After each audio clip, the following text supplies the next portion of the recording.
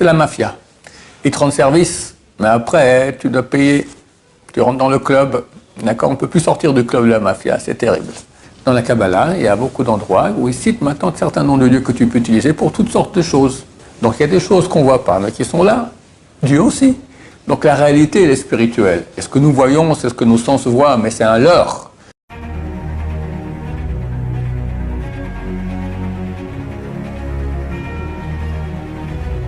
Ce jour dédié pour la bénédiction et pour la protection divine du soldat Shirion Ariel Darmoun Ben Yael. Bezrat Hashem, que Dieu le protège, et que tous les soldats d'Israël. Amen. Alors, la question de Binyamin. Alors, il pose la question, est-ce qu'on peut parler des mondes invisibles qui auraient des réalités que nous ne voyons pas, mais qui sont réelles? Alors, c'est clair qu'il y en a. Qu'est-ce qu'on voit de... Est-ce que nous, on se voit nous-mêmes? On va commencer par nous-mêmes. Qu'est-ce qu'on voit? Un peu de chair, un peu de cheveux, un peu de gélatine. Si on regarde quelqu'un, tu regardes ta fiancée dans les yeux, alors tu regardes bien dans les yeux. Le trou noir, d'accord, c'est quoi? C'est un trou. C'est même pas quelque chose. Alors, qu'est-ce que tu regardes? Qui sommes-nous? Qui sommes-nous quand nous dormons? On ne sait rien du tout. Alors, il y a beaucoup de réalités qui ne sont pas appréhendables avec nos sens, parce qu'elles ne sont pas faites de matière. Par exemple, le monde des démons. Ça existe, les démons. La Gemara, dans le traité Brachot, explique comment faire pour voir des démons. Ça intéresse? Il faut prendre le placenta d'une chatte noire, fille aînée d'une chatte noire, et brûler ce placenta, en faire de la poudre, les cendres, et mettre dans les yeux. Alors tu verras les démons. Et il y avait un grand rabbin qui s'appelait Abaye, et son fils s'appelait Bibi, pas comme Bibi Netanyahou, c'était Bibi le fils de Abaye, qui était beaucoup mieux que Bibi Netanyahou, et il a voulu essayer, il a essayé, il est tombé malade, il a fait mourir, tellement il a eu peur. Les sages d'Israël l'ont prié et il a guéri. Donc on ne s'amuse pas à ça. Bien que Shulchan Aruch, il écrit, il y a un chapitre entier sur les démons, sorcellerie et démons. D'accord? Je crois que c'est 179, je crois, du Hodéa. Alors là-bas, il dit s'autoriser à avoir des affaires avec les démons. Par exemple, de demander où se trouve une chose qu'on a perdue, ou qui a été volée. Mais pour finir, il conclut là-bas que tout celui qui a des affaires avec eux, il finit jamais bien. C'est la mafia. Ils te rendent service, mais après, tu dois payer. Tu rentres dans le club, d'accord? On ne peut plus sortir du club de la mafia, c'est terrible. Donc, il ne faut pas avoir des affaires avec eux. Maintenant, il y a des mondes, il y a beaucoup de mondes qu'on ne voit pas, le paradis, l'enfer, tout ça. Maintenant, il y a des mondes spirituels. Nous, dans le monde le plus bas qui s'appelle Asiya. Et dans Asiya, il y a des mondes et des mondes et des mondes. Au moins 10 mondes, on est dans le plus bas. Et après, tu as Yetzira, après Bria, après Asilut. La Gemara, notre Chagiga, raconte qu'il y avait 4 grands sages d'Israël, Rabbi Akiva, Rabbi Isha ben Abouya, Ben Zoma, et encore un autre, dont le nom m'a échappé, qui ont décidé de faire des intentions kabbalistiques pour justement partir dans ces mondes-là. Et Rabbi Akiva leur a dit, attention, quand vous verrez du marbre bleu, dites pas de l'eau. Et ils sont tous partis là-bas. Un est mort, un est devenu fou, un, Aïcha Ben Bouya, a quitté la Torah, et juste Rabbi Akiva est rentré en paix et sorti en paix. Aïcha Ben Bouya, qu'est-ce qui s'est passé? Il a vu l'ange d'Israël, qu'on appelle Matat Aaron, il ne faut pas dire son nom en entier, qui était assis et qui écrivait les mérites du peuple d'Israël. Et c'est dit quoi? Quelqu'un peut être assis face à Dieu. Forcément, il y a deux maîtres. Dieu et Matat, et ce Matat, d'accord, a quitté la Torah. Et Shabbat, non, c'était Shabbat, ouais. C'est comme ça. Alors, il y a une voix qui est sortie du ciel qui a dit et Shabbat n'a pas parole à Maba. Terminé. Dehors. Si c'est comme ça, je vais profiter de ce monde. est allé voir une prostituée pour jouer ses services. Elle dit, mais je te connais, toi, tu es Rabbi Isha Ben Abouya. Il dit, non, non, c'est Acher, c'est un autre. Et dès lors, elle a été surnommée Acher, l'autre. D'accord? Et c'est un grand sage. Et on voit que Rabbi Meir, il le suivait, Shabbat. Shabbat, on n'a pas le droit de sortir hors de la ville plus que 2000 amot, ça fait 960 mètres. Et Isha Ben Abouya, elle est sur son cheval, Shabbat, chose qui est interdite. Et Rabbi Meir était à côté de lui, il le suivait, il parlait des paroles de Torah. À un moment, Isha lui a dit, arrête-toi, voilà, on est arrivé déjà au trou, tu n'as pas de continuer. Et lui continuait. On pose la question, comment on peut maintenant étudier chez quelqu'un qui est pas bien qu'il a beaucoup de Torah, mais c'est un type, un mécréant. Alors, dit quelqu'un de grand, il peut, comme Rabbi Meir. Il prenait le fruit et jetait la pelure. Mais nous, on ne peut pas, parce qu'on sera forcément influencé en mal. Même regarder un mécréant, c'est interdit. Parce que ça impacte la neshama. Donc il existe toutes sortes de mondes de ce type-là, et il y a aussi beaucoup de mondes, ça c'est les mondes purs qui sont montés là-haut. Mais auparavant, pour arriver dans les mondes purs, il y a tous les mondes impurs, qui sont beaucoup plus bas. Et là, il y a des choses terribles. Quand quelqu'un n'est pas très pur, et va dormir la nuit, alors, en fonction de sa pureté, en fonction des mitzvot qu'il a fait la même journée, en fonction de la façon qu'il s'est endormi, qu'il a fait Kriat Shema Shalamita et pensé des paroles de Torah en s'endormant, il va arriver dans des mondes différents. Et plus il est pur, plus il va arriver dans des mondes supérieurs, où il pourra même étudier la Torah. Il y en a qui étaient grands sages d'Israël, chaque fois qu'il dormait, il partait, une fois il allait dans les chevaux de Rachid, une fois les chevaux de Rabben Ohari, une fois le de Rachid Bar Yochai, d'accord.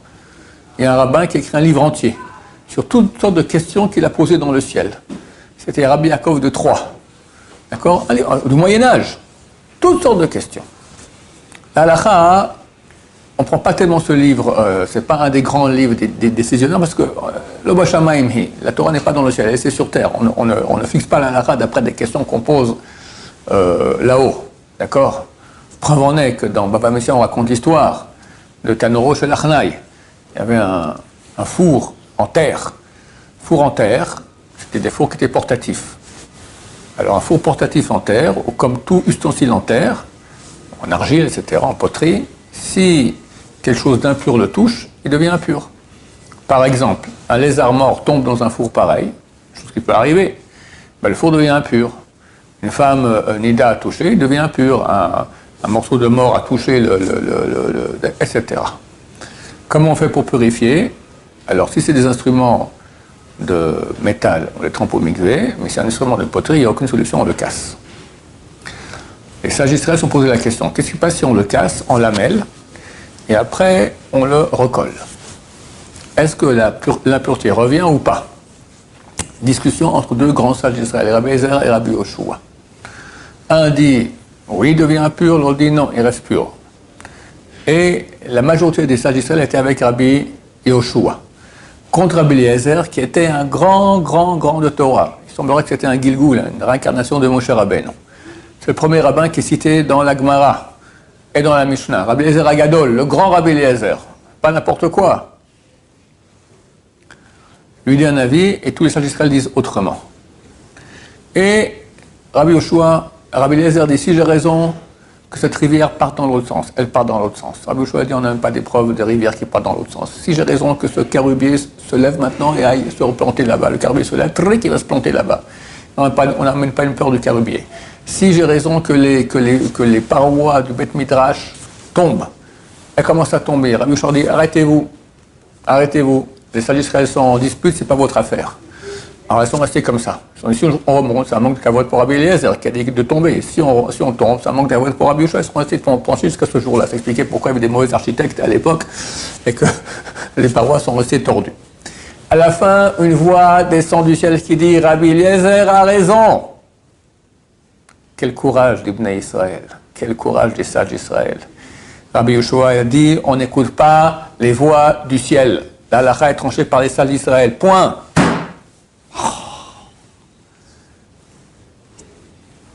Et Rabbi Eliezer n'a pas fait tchouva.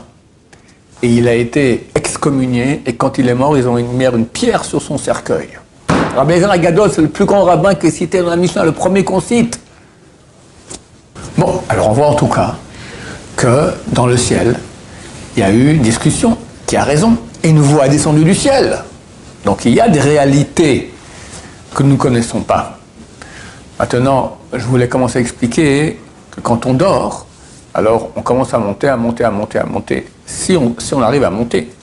Et beaucoup restent bloqués dans des mondes impurs. Quelqu'un qui rêve d'une fille la nuit et a une position nocturne. Et il a été bloqué à un endroit en bas. D'accord, il n'a pas pu monter. Et il a purifié. Donc ces mondes-ci, ça vaut la peine de ne pas aller les visiter parce que c'est terrible. C'est des mondes impurs terribles. Voilà, que dire encore? L'enfer. Il y a 7 degrés dans l'enfer. Heureusement qu'on ne les voit pas, on serait malade. Alors on parle de feu là-bas. Bien sûr, un feu spirituel, mais qui fait mal. Comme la douleur ici aussi, elle est spirituelle.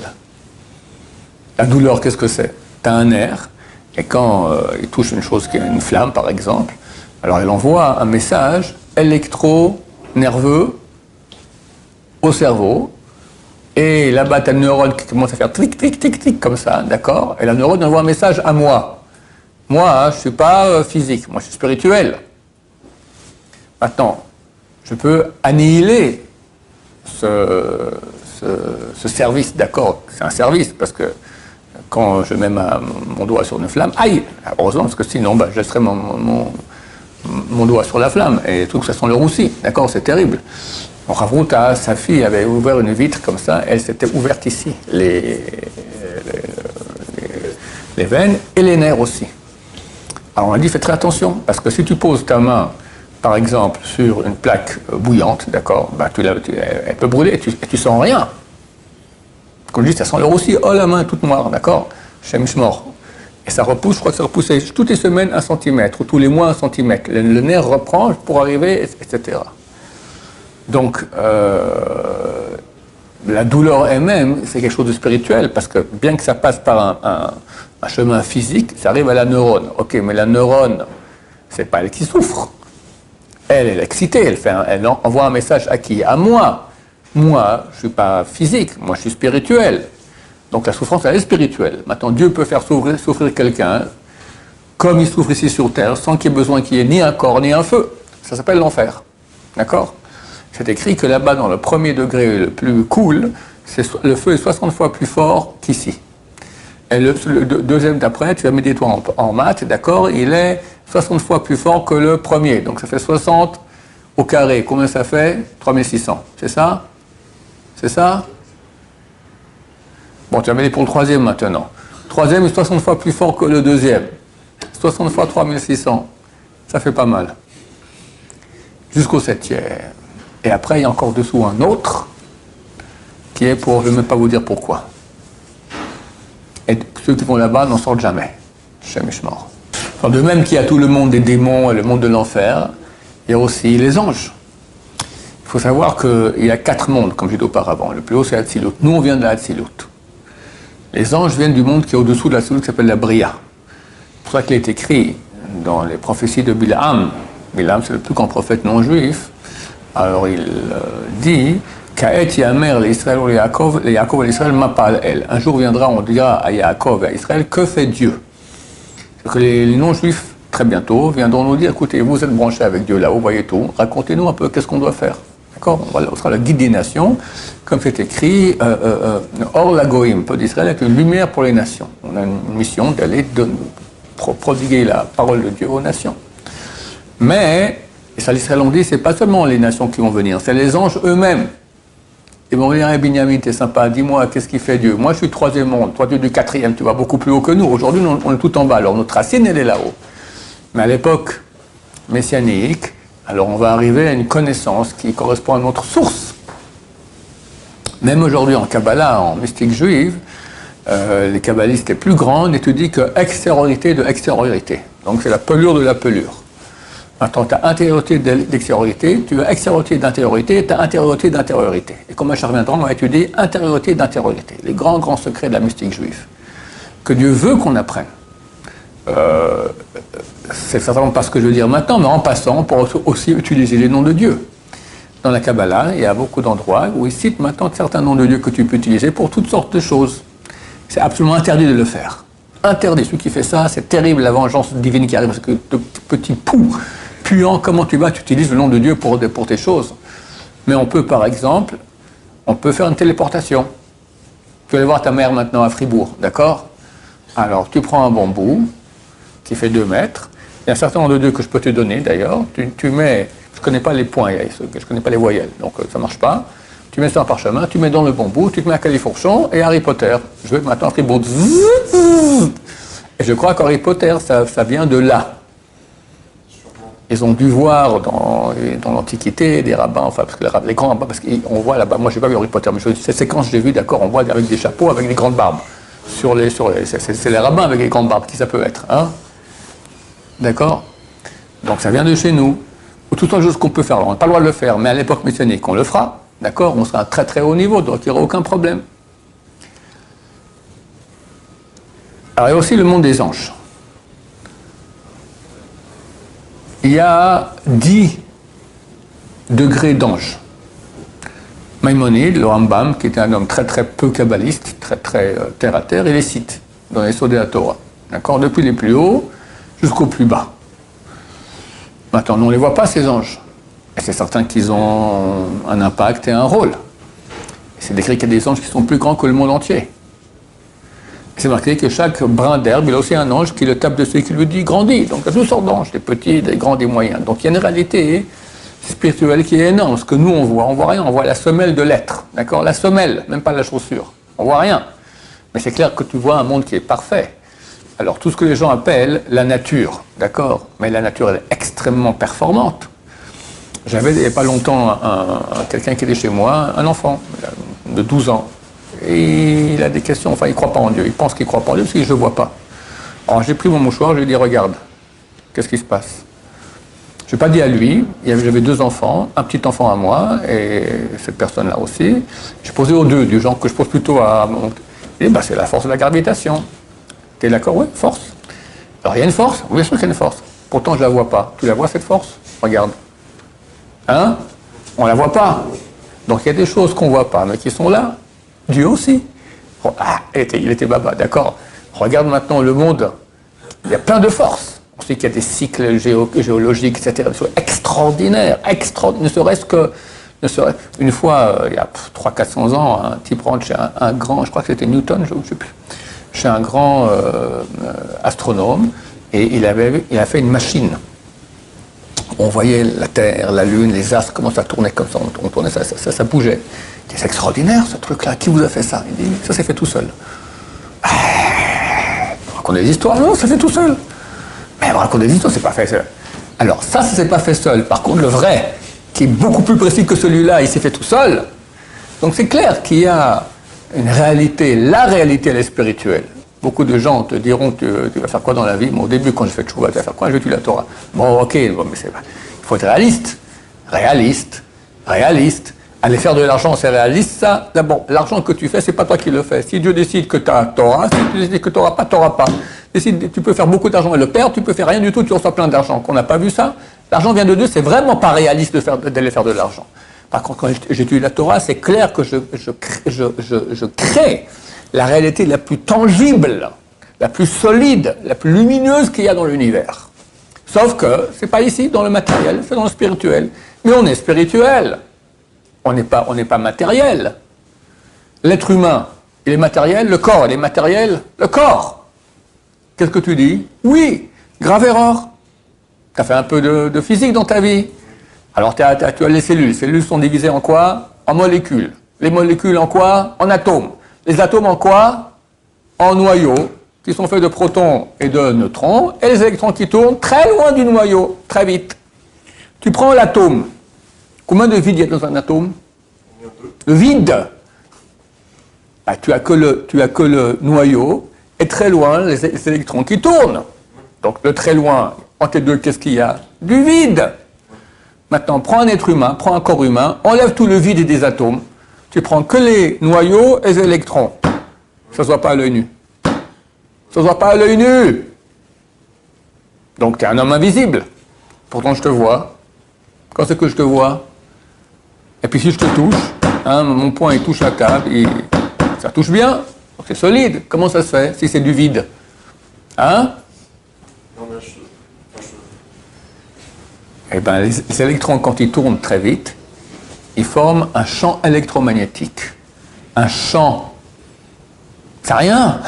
C'est même pas quelque chose qu'on peut toucher. Un champ.